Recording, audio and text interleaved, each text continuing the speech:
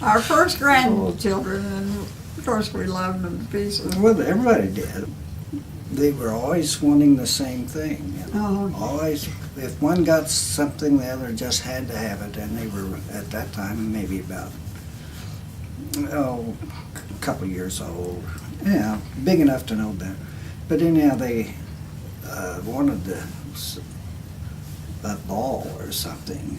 And so anyhow, Jennifer said, we'll take care of that. And so she got each one of them 2 little balls to play with. Hold them in their hands. Hold in their hands, so one would not try to steal the other one. Well, it wasn't long till we heard back in the other room, why, the whining that goes on with kids. Fight, fight, And little Wesley come crying out there, and then here come Ronnie behind him with a ball in each hand and one in his mouth. You take it away, what? Smart kids. Yeah.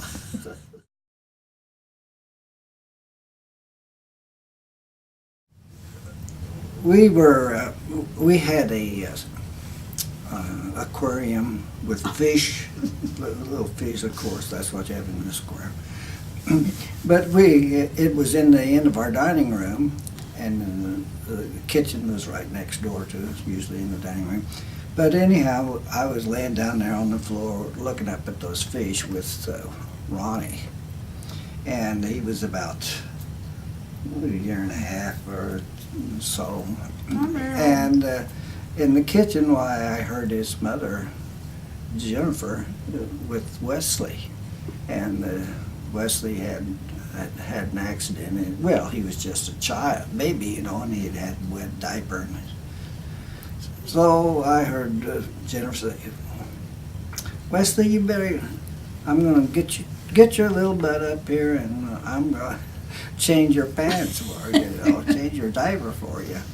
And we heard her talking to him out there in the kitchen. And the water was bubbling away, and little Ronnie said, Grandpa, I better get my little butt out there too.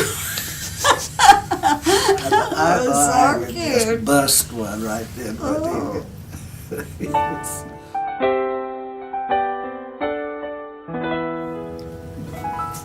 And later when Paul came along, we went out there, and he didn't know us very well, but he was always that sweet kid that he still is.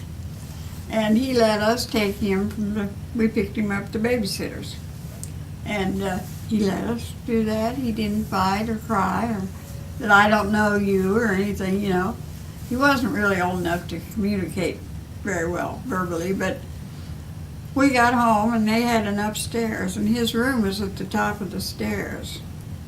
And he just toddled up there to the top of that stairs, and he sat up there at the top of the stairs, and he really wouldn't come down or let us do anything with him. Yeah. He was up there safe where his room was till his mom come home. He's really cute.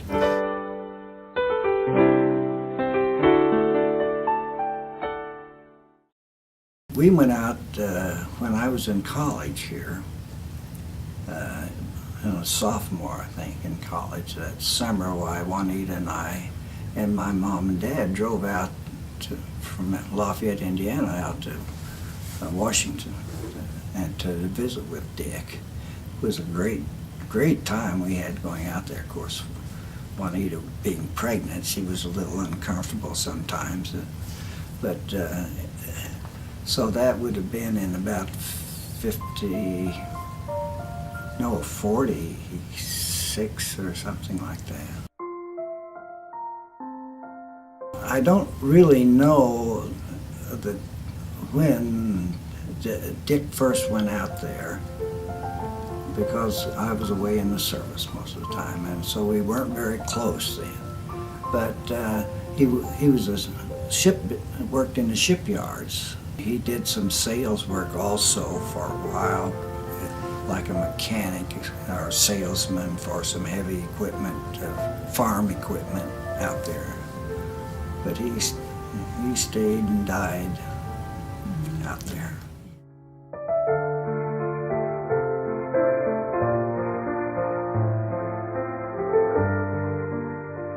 All of those brothers of mine think they're farmers, but they're really not, although they have all farmed. And after they retired, ours got into some other business. They would always have a nice garden.